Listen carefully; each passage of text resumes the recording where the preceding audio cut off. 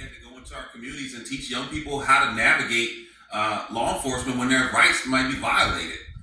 Instead of teaching them about going to school and studying math and playing sports, they're trying to figure out how to navigate masked agents raiding their neighborhoods multiple times a day. Elderly folks that are getting arrested for petty crimes, 55 and plus, are now coming to us and saying, what can I do when these masked agents run into my neighborhood? And that's not how we solve crime. We don't scare and incarcerate our way out of this issue. We tried that in the 90s. It failed. The way that we address a public health crisis is we invest in prevention strategies. We look upstream to keep guns from pouring into our communities. 95% of guns in this city come from outside of the district. We only have one gun store, but yet the FBI director is bragging about apprehending guns in D.C. while President Trump's son is literally profiting with the smart buy a gun, smart gun company. And so what we really need in this moment is for federal government to do its job to keep guns from getting into our communities by cutting down on gun traffickers, by going after rogue gun dealers, by holding the gun manufacturers accountable, and being tough on crime, specifically on those who are profiting off of the pain and death in our neighborhoods.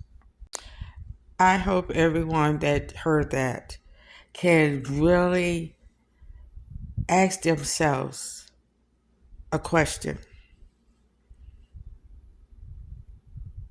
How can we stop the pain and suffering? It was so hurtful to hear about those 3 police officers in Pennsylvania that was killed just doing their job. When is we going to push the stop button? When are we going to stop killing one another just for your own pleasure? Because it's got to be you the only one that's getting any pleasure out of this.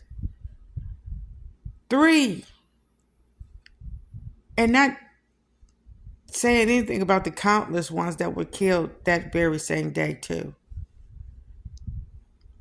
I know it's a shame that we live in the only country that worship gun violence and so much hate. Fear is what we live in. Stupid times is what's engulfed us. Please, please, please. Prevention is the answer, not occupation.